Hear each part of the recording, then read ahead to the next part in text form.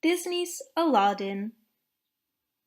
On a dark night, in a faraway land, an evil man named Jafar and his wicked parrot were waiting.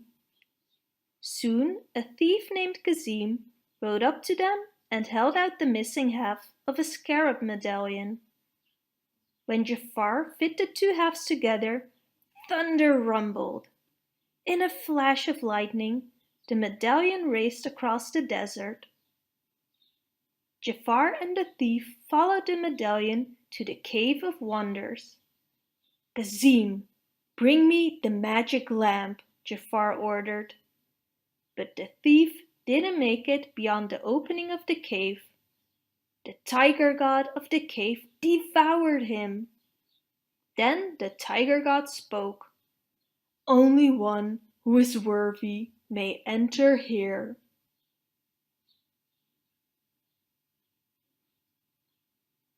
The next morning, a poor hungry young man named Aladdin and his pet monkey Abu were sitting on a rooftop. They were looking down on the marketplace of Agrabah. Suddenly Aladdin noticed a lovely young woman. She seemed lost. She took an apple from a vendor's cart. When the angry vendor demanded payment, which the young woman didn't have, Aladdin and Abu rushed down to help her. "Thank you, kind sir," Aladdin said to the vendor. "Thank you for finding my sister." He quickly led the young woman away.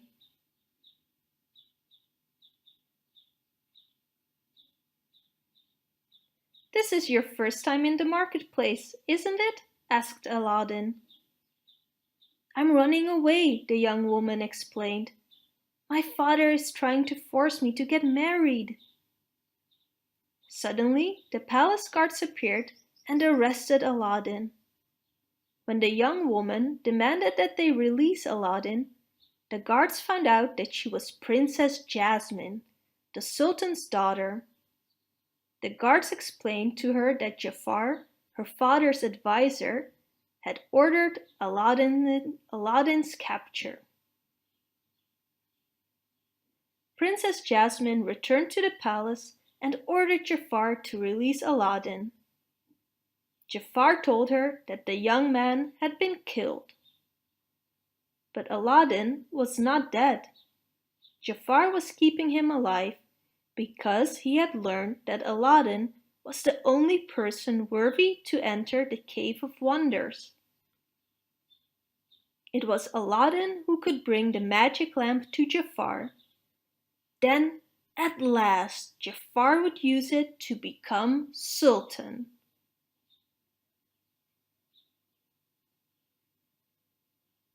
Disguised as an old man, Jafar took Aladdin to the Cave of Wonders. The sleeping tiger god awoke. "Proceed," he said. "Touch nothing but the lamp." Aladdin and Abu gasped as they saw all the gold and jewels in the cavern. "Don't touch anything, Abu," Aladdin warned. Then, just as Aladdin found the magic lamp and scooped it up, Abu touched a huge glittering jewel. With a loud rumble, the cave began to collapse.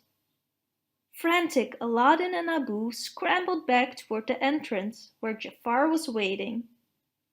"Help me!" shouted Aladdin, but Jafar refused, and Aladdin and Abu tumbled back down into the dark cavern.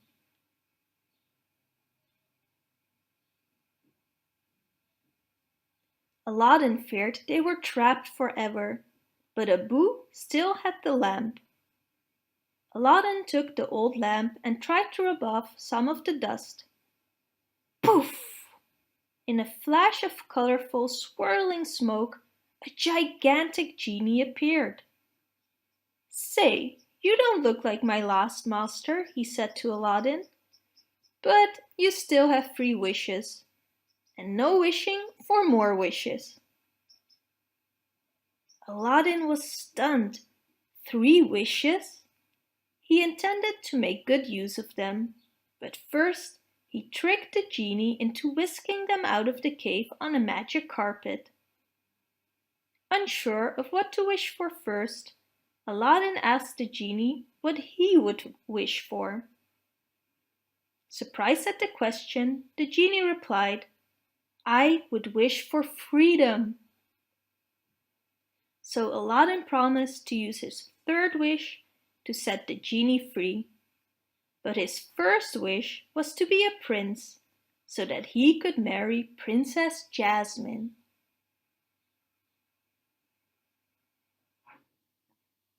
At the same time, in the palace at Agrabah, Jafar had used his serpent staff to hypnotize the Sultan.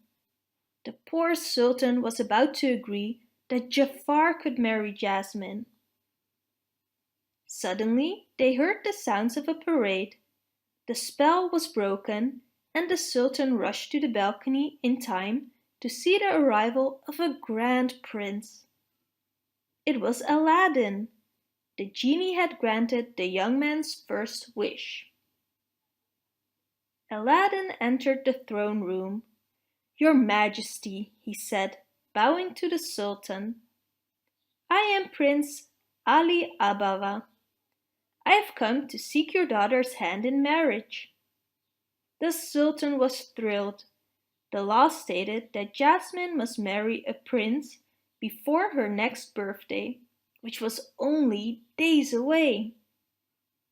But the prince did not want to marry Prince Ali. She was not in love with him.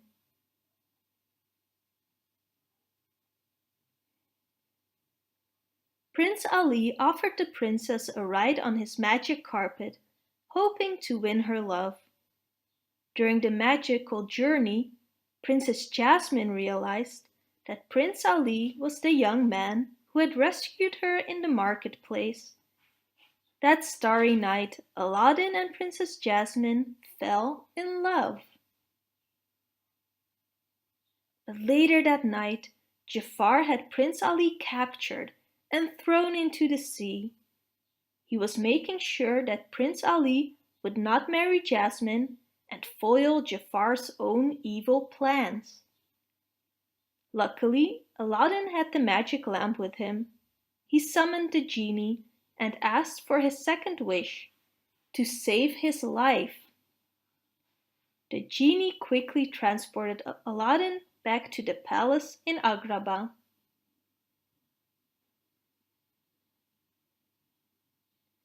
Now that Prince Ali was out of the way, Jafar was determined to marry Princess Jasmine.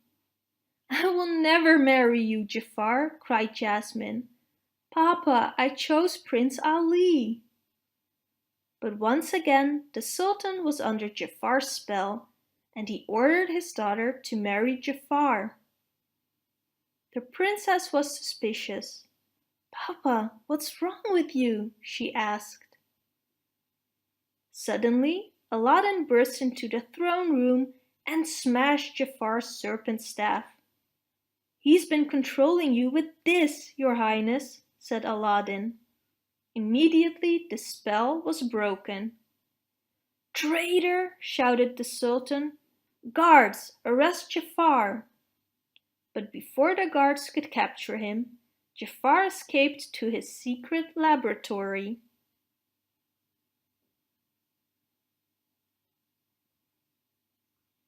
Despite his hasty exit, Jafar had seen that Prince Ali was carrying the magic lamp.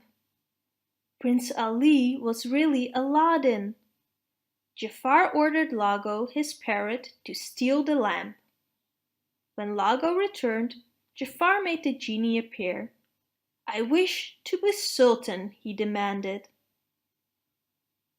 The moment had come for the Sultan to announce the wedding of Princess Jasmine and Prince Ali Ababa. A cheering crowd had gathered in front of the palace. Suddenly Jafar appeared, in the Sultan's robes. The crowd gasped. "Genie, what have you done?" Aladdin shouted. "Sorry, kid," said the genie sadly. I've got a new master now.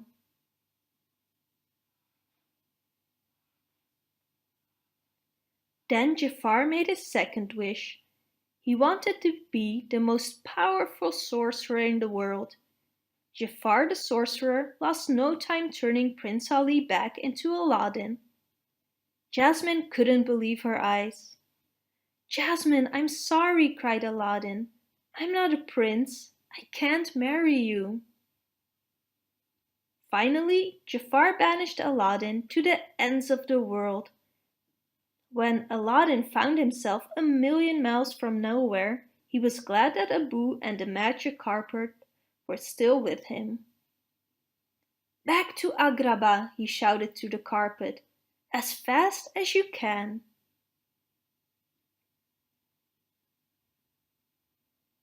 Jafar was in the palace throne room, enjoying his newfound power, when Aladdin appeared. How many times do I have to destroy you, boy? He roared. You cowardly snake, Aladdin snapped. Cowardly snake, shouted Jafar. With a loud hiss, he turned himself into a giant cobra. Without the genie, boy, you're nothing, said Jafar, laughing. Looking up at the power-hungry Jafar, Aladdin got an idea. The genie has more power than you'll ever have, he jeered. Yes, yes, hissed Jafar. You're right. I'm ready to make my third wish. I wish to be a genie. The moment Jafar turned into a genie, Aladdin smiled. Jafar had forgotten that a genie must live in a lamp. He and Lago disappeared into their own magic lamp. The Sultan was overjoyed. That very day he changed the law so that Jasmine could marry the man she chose, and she chose Aladdin. And what did Aladdin do with his third wish? He kept his promise and wished for the genie's freedom. Look out, world! Exclaimed the genie. Here I come! I'm free! If you like this video, please leave a comment and don't forget to subscribe.